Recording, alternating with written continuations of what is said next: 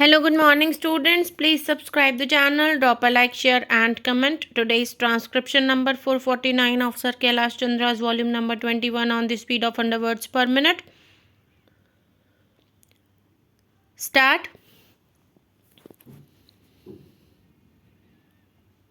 Madam, there is a strong feeling among those who come from the Hindi speaking areas that we are giving a go by to Hindi. In fact, it is strange how, in regard to this particular bill or to a measure of this kind, two extreme views could be held and placed before the country or placed before this house. It is said that Hindi is being relegated to the backward and English will continue throughout this period. And it is further said that even after this 10-year period, the appointment of a committee is just an eyewash, is a way to lull the emotions of the people insofar as adoption of Hindi is concerned. I do not want to say much on that subject. I can only say that the fears and doubts expressed by those who come from Hindi speaking areas are not at all justified. I must say that Hindi has considerably progressed during the last few years, and if we see the progress which has been made since 1947, it would be found that it is something remarkable. Before 1947, the position of Hindi, insofar as various matters and subjects were concerned, was low in the list even as compared to other regional languages of the country. But during the last 15 years, the progress has been so rapid, indeed, enormous progress has been made, and I might say that a large number of books, standard books, have appeared, have been published on literature, history, geography, economics, science, etc. Whatever field you might look into, you will find that most valuable books have been written which could be taken advantage of. I might even admit before the house that although I come from a Hindi area, I cannot really comprehend and understand many of the books written in Hindi. It is a different matter. The point is, I have not progressed along with the development of Hindi. I am behind the times, I must admit it. It is people like me who are behind, and sometimes I feel that my generation perhaps may not be able to catch up with the development of Hindi. The next generation will do so, but a man like me, of course, who knows something of Hindi feels that I have not been able to catch up with the progress of Hindi.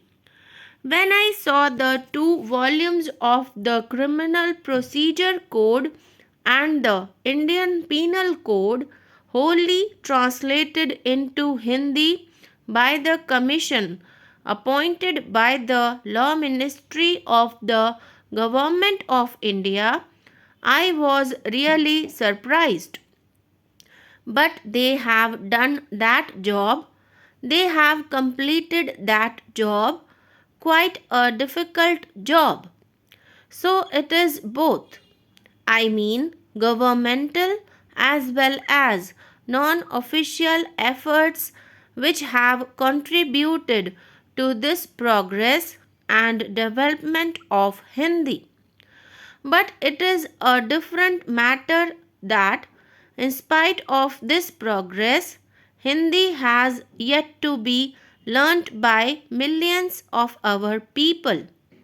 It is one thing to develop literature and the language as such, it is quite another to make it a common vehicle for its being used by the general population.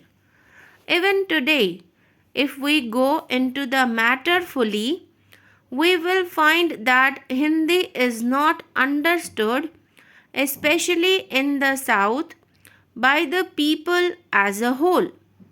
In the administration also, I find that it is not possible by the officers coming from various states, not only from the south but from other areas also where Hindi is not the regional language, that it is not possible for them to work in the secretariat without the use of English language.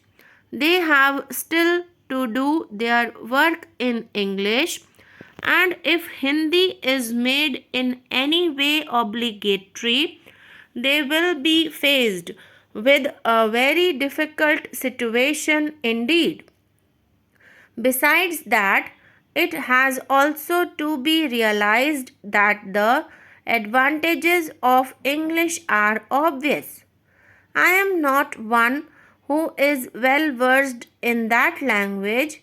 In fact, I know my own limitations. Yet, I would not like to deny the value and importance of the English language. It is no doubt a historical accident that English has assumed an important place in our country, but, madam, there were many things which should not be imbibed, which we should not imbibe from Englishmen. But it would be unfortunate if we gave up learning of English only because it had come from the Britishers. English language by itself is one of the richest languages in the world.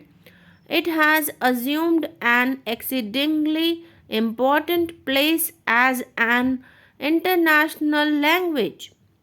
It is therefore that I make bold to say that if even 2% of our people know the English language, it would be advisable to take advantage of that situation and continue to learn it as one of the foreign languages both for our national and international requirements. Having said this, madam, it must also be admitted that English could not be continued as our national language and cannot be accepted as our national language.